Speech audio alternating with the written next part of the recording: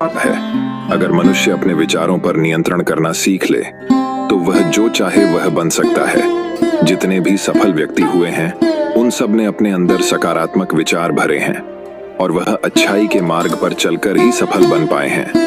इसी सिख गौतम बुद्ध ने कई सालों पहले उस वक्त की पीढ़ी को क्यों दी थी? इसके पीछे का रहस्य क्या है? आज इसी रहस्य के बारे में हम गौतम बुद्ध की कहानियों के माध्यम से जानेंगे। तो बिना देर किए चलिए उन कहानियों की शुरुआत करते हैं। पहली कहानी, विचारों पर एक बुद्ध कहानी। एक बार एक व्यक्ति गौतम बुद्ध के पास गया और बोला, बुद्ध, मैं अक्सर लोगों को यह कहते हुए सुनता हूँ कि हम जो सोचते हैं वही बन जाते हैं। इसलिए मैं आपसे जानना चाहता हूँ कि हमारा जीवन हमारे विचारों से कैसे जुड़ा है और हमारे विचार हमारे जीवन को किस हद तक प्रभावित करते हैं। बुद्ध ने कहा है कि यह सत्य है कि मनुष्य जो सोचता है वही बन जाता है। कोई भी विचार जिसे हम लंबे समय तक अपने मन में रखते हैं और उसके बारे में बार बार सोचते रहते हैं, हम वैसे ही बन जाते हैं। लोग उन्हीं के साथ अपना निर्माण करते हैं। विचार जिसके बारे में वह लगातार बनता रहता है। व्यक्ति का चरित्र उसके विचारों से भी बनता है। यदि विचार अच्छे हैं तो चरित्र भी शुद्ध होगा और यदि विचार ही प्रदूषित हैं तो चरित्र भी बुरा होगा। अगर आप ध्यान से देखेंगे तो पाएंगे कि आपके जीवन का हर पहलू आपके किसी न किसी पहलू सोशल मीडिया आपके किसी न किसी पहलू से जुड़ा है। आप आज जो भी हैं अपने विचारों की वजह से हैं। आपके विचार अच्छे या बुरे किसी न किसी तरह से आपके जीवन को अच्छा या बुरा बना रहे हैं। हम जैसा सोचते हैं वैसा ही हमारा चरित्र बन जाता है। जिस प्रकार स्वस्थ बीज के बिना कोई वृक्ष विकसित नहीं हो सकता, उसी प्रकार अच्छे विचारों और अच्छे चरित्र के बिना कोई भी मनुष्य सफल नहीं हो सकता। और यदि उसके विचार नकारात्मक हैं तो वह अपने जीवन को गलत दिशा में मोड़ देगा। उसी प्रकार हमारे जीवन में अपने विचारों और कर्मों के माध्यम से कई बीज बोएं और उस बीज का फल या तो हमें दुहाक दे सकता है या खुशी। यदि हमने सकारात्मक विचारों के बीज बोए तो हमें सफलता और खुशी मिलेगी, लेकिन यदि बोए गए बीज नकारात्मक विचारों के हैं तो सफलता और दुख साथ साथ चलेंगे। जिन लोगों को आप सफल और महान मानते हैं वे यहाँ ऐसे ही नहीं पहुंच गए। उन्होंने अपने विचारों पर नियंत्रण रखकर अपना चरित्र ऐसा बनाया कि और इसी चरित्र के बल पर उन्होंने महानता की ऊंचाइयों को छुआ। तो मूल रूप से आपके अंदर जो विचार हैं, यदि आपके मन में दूसरों के प्रति क्रोध, ईर्ष्या, घृणा है तो आप बाहर भी वैसे ही होंगे, तो आपको बाहर भी वही मिलेगा। तुम्हें ऐसे लोग मिलेंगे जो तुम्हारे साथ वैसा ही करेंगे। यदि तुम्हारे पास प्रेम, शांति, करुणा है तो तुम वैसे ही बन जाओगे और आप बाहर भी वैसा ही पाएंगे। और जो ऐसे विचार रखता है उसे सम्मान और प्यार दोनों मिलता है। वस्तुतः मनुष्य अपने जीवन का निर्माता स्वयं है। वह इसे बना या बिगाड़ सकता है। मनुष्य अपने चरित्र का निर्माण अपने कार्यों और विचारों से करता है। अपना समुदाय बनाता है, अपनी किस्मत खुद बनाता है। व्यक्ति ने कहा, लेकिन बुद्ध, मैं अपने विचारों से खुद को कैसे सुधार सकता हूँ? बुद्ध ने कहा था कि अगर तुम खुद को सुधारना चाहते हो तो सबसे पहले अपने विचारों पर ध्यान देना शुरू करो। तुम्हें यह देखना होगा कि तुम दिन भर क्या सोच रहे हो। क्या तुम दिन भर मन में बुराई और लोगों के प्रति नफरत पाल रहे हो? आपको बस इस बात पर ध्यान देना है कि आप अच्छाई की ओर जा रहे हैं या बुराई की ओर। जब आप अच्छे से समझ जाएंगे कि आपके दिमाग में अच्छे विचार चलते हैं या बुरे, तभी आप अपने सोचने के तरीके में बड़ा सकारात्मक बदलाव कर पाएंगे।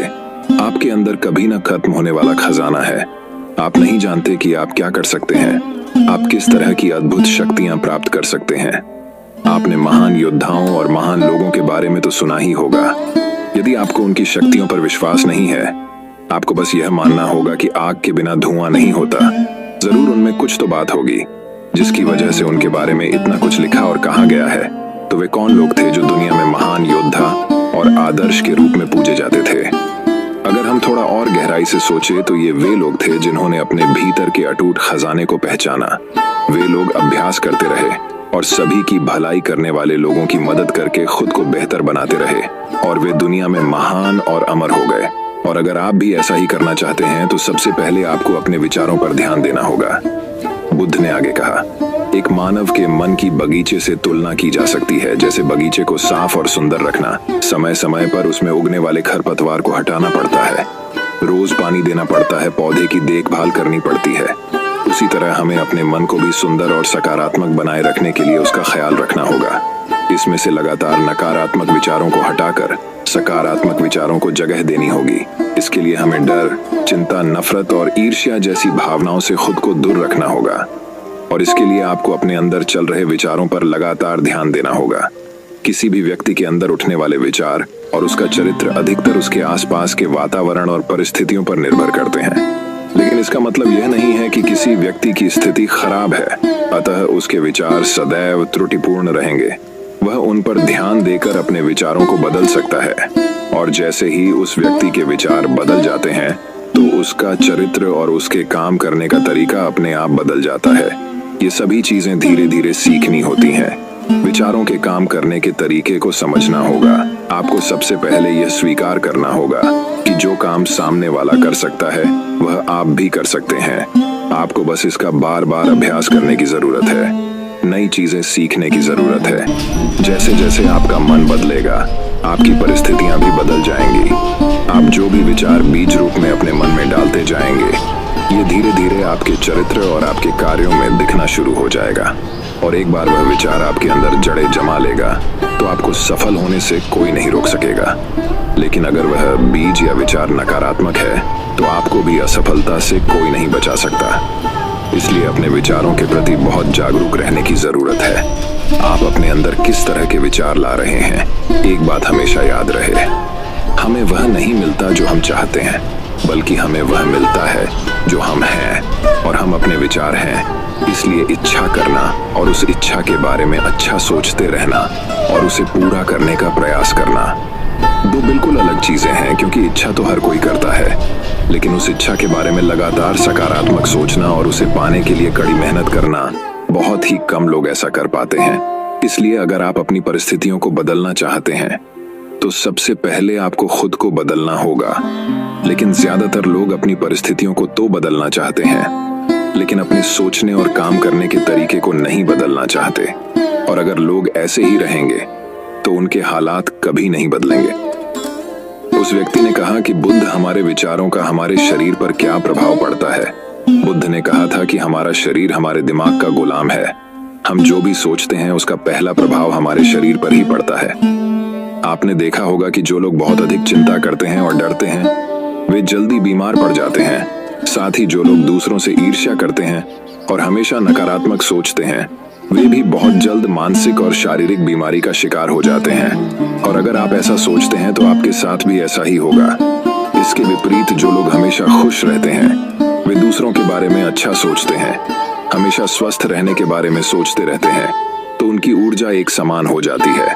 और इस ऊर्जा का सकारात्मक प्रभाव सबसे पहले उनके शरीर पर पड़ता है। क्योंकि जिस व्यक्ति का मन शांत होता है उस व्यक्ति के शरीर की आधी बीमारी अपने आप ही खत्म हो जाती है। हम स्वस्थ रहेंगे या बीमार, यह हमारे आसपास के माहौल और परिस्थितियों के अलावा हमारी सोच पर भी निर्भर करता है।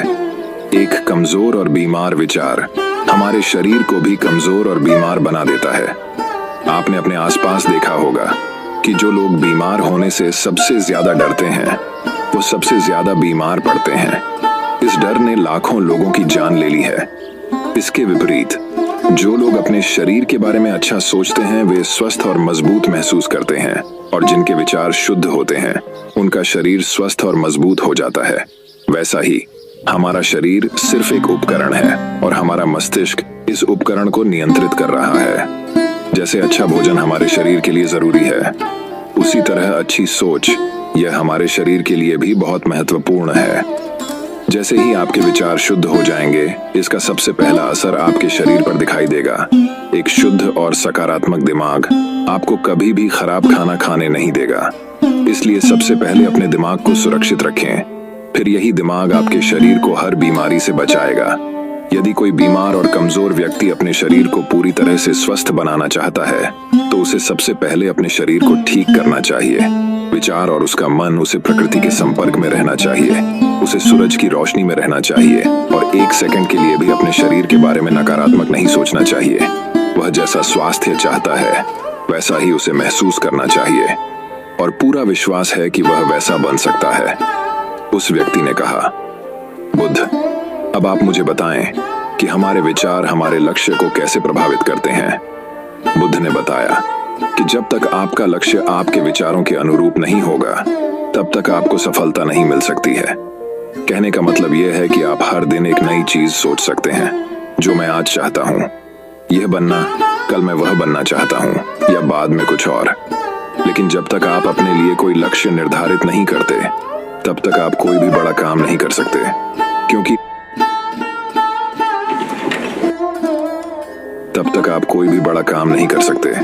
क्योंकि नियम यह है कि जो काम हम बार बार करते हैं, उसी काम में हम आश्चर्यजनक सफलता हासिल कर सकते हैं। अगर आप हर दिन अपना लक्ष्य बदलते रहते हैं, तो आप कहीं नहीं जा रहे हैं। इसलिए आपके जीवन में एक निश्चित लक्ष्य होना चाहिए और आपको अपनी पूरी मेहनत और लगन से उस लक्ष्य को पूरा करने का प्रयास भी करना चाहिए।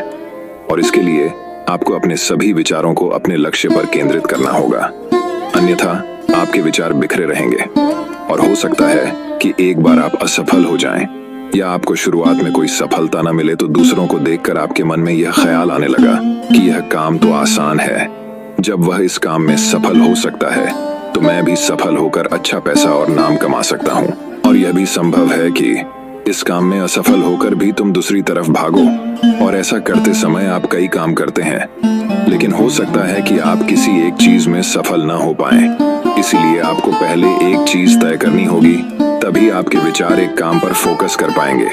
अब आपका वह लक्ष्य कुछ भी हो सकता है, चाहे मन की शांति पाना हो या अमीर बनना हो, लेकिन याद रखें, लक्ष्य वही है जो आपके विचारों को एक दिशा में केंद्रित रख सके।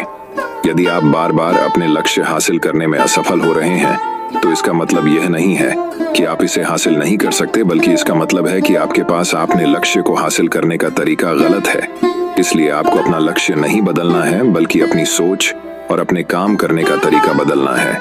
अगर आप ऐसा करेंगे तो आप धीरे धीरे सीख जाएंगे और अपने लक्ष्य तक पहुंच जाएंगे। अपनी असफलताओं से कभी मत डरो।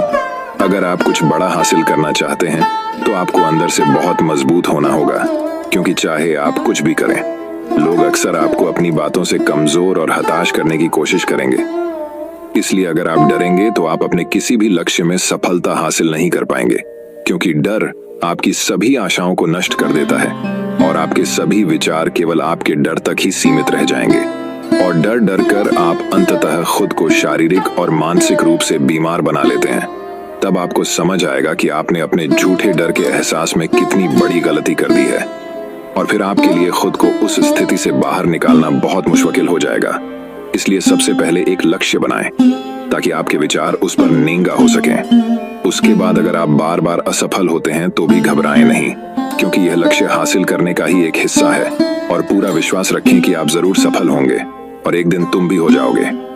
उस व्यक्ति ने कहा, बुद्ध, विचारों और मन की शांति के बीच क्या संबंध है? बुद्ध ने बताया कि मन की शांति एक ऐसा खजाना है जिसे दुनिया के 1% लोग भी हासिल नहीं कर सकते, और जिसने ये खजाना हासिल कर लिया है वह दुनिया के सबसे भाग्यशाली व्यक्ति हैं। वह भीड़ में अलग दिखता है, ये कहना उतना आसान नहीं है जितना लगता है। मन की शांति केवल लंबे समय तक आत्मनियंत्रण के माध्यम से ही प्राप्त की जा सकती है। जब कोई व्यक्ति खुद को समझता है और दुनिया प्यार और प्यार के बीच के अंतर को समझता है, उसके अंदर नफरत, डर और ईर्ष्या जैसी भावनाएं खत्म हो जाती हैं और एक दिन व्यक्ति को मन की सच्ची शांति मिल सकती है। और यही हर इंसान का अंतिम लक्ष्य भी है। एक शांत व्यक्ति सबसे खराब परिस्थितियों में भी खुद को नियंत्रित कर सकता है। एक शांत व्यक्ति के पास जितनी मानसिक शक्ति होती है, उतनी किसी और के पास नहीं होती। शांत व्यक्ति का अर्थ है वह व्यक्ति जिसका मन पूर्णतः शांत हो, क्योंकि जैसे ही आपका मन शांत हो जाता है, आपके सभी विचार शांत हो जाएंगे और तब आपको महसूस होगा कि सचमुच आपका दिमाग कितना शक्तिशाली है। जैसे ही आपको मानसिक शांति मिलेगी, आप महसूस करेंगे कि आपकी मानसिक शक्ति इतनी बढ़ गई है कि आपके लिए सब कुछ आसान हो गया है। आप जहां भी हों, आपकी परिस्थितियां जो भी हों, आप खुद को स्वीकार करना शुरू कर देंगे। आप हमेशा खुश रहेंगे। और अगर आप ये मुकाम हासिल करना चाहते हैं, तो इसकी शुरुआत आपको अपने विचारों से करनी होगी। अपने विचारों पर नियंत्रण और अपने विचारों पर यह नियंत्रण आप केवल और केवल ध्यान के माध्यम से ही प्राप्त कर सकते हैं। इतना कहकर बुद्ध चुप हो गए और ध्यान करने लगे, और वह व्यक्ति भी उनको प्रणाम करके चला गया। ये कहानी आपको कैसी लगी हमें कमेंट बॉक्स में कमेंट करके जरूर बताएं और इस कहानी को अपने दोस्तों के साथ जरूर शेयर करें। तो कहानी की शुरुआत